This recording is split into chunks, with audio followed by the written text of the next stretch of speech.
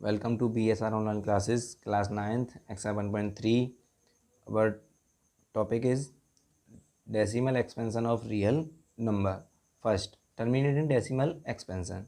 तो terminating का मतलब होता है चेंजिंग होना, यानी हमारे रिमाइंडर का बार बार चेंज होना. In this case our reminder become zero after some steps, यानी इस केस में क्या होता है, जो हमारा रिमाइंडर होता है वो कुछ स्टेप्स के बाद में जीरो हो जाता है.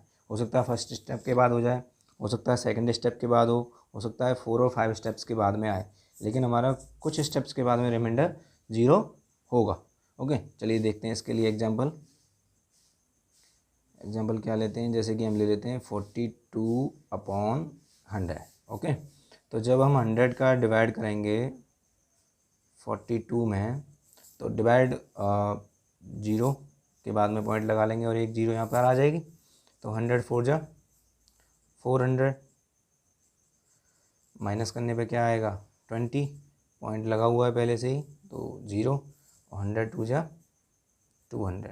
ओके, माइनस करने पे क्या आएगा जीरो, और हमारा रिमाइंडर क्या आ गया जीरो. तो ये क्या होगा हमारा आंसर. और ओके, तो जो ये होता है वो कौन से होते हैं, ये होते हैं रेशनल नंबर.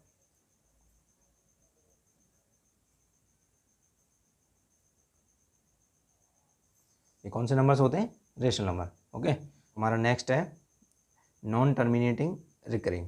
यानी नॉन टर्मिनेटिंग का मतलब क्या होता है कि बार बार वो चेंज नहीं होगा, और रिकरिंग को आप रिपीटिंग भी कह सकते हो. ठीक है,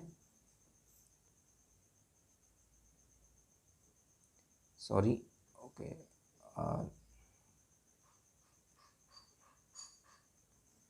ओके, तो in this case reminder repeat after some steps.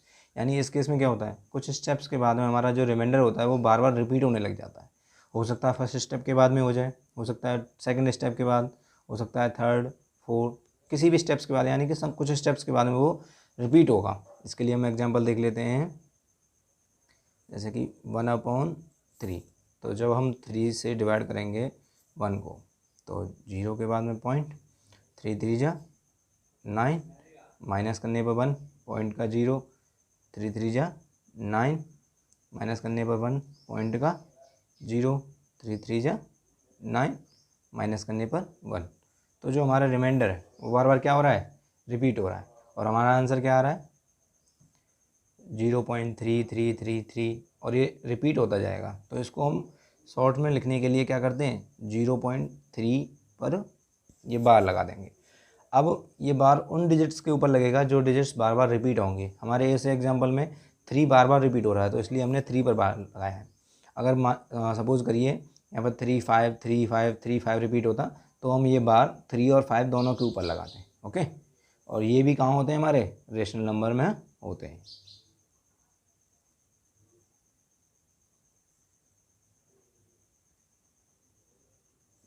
Okay, next आता है हमारा नॉन टर्मिनेटिंग नॉन रिकरिंग. यानी कि ना तो हमारा रिमाइंडर बार बार चेंज होगा और ना ही वो रिपीट होगा. रिकरिंग का मीन्स रिपीट होना. Okay, in this case reminder never zero nor repeat.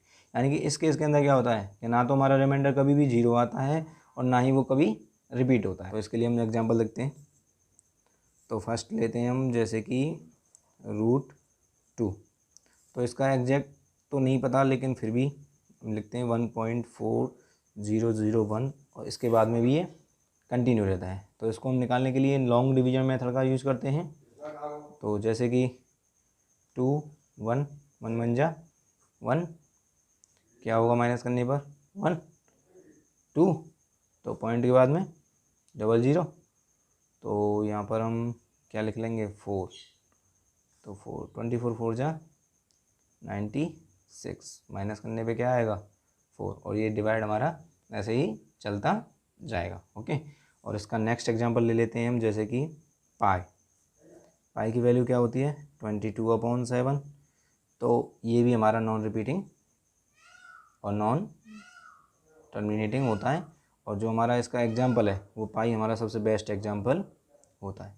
Okay, वो कहाँ होते हैं, इरेशनल नंबर में.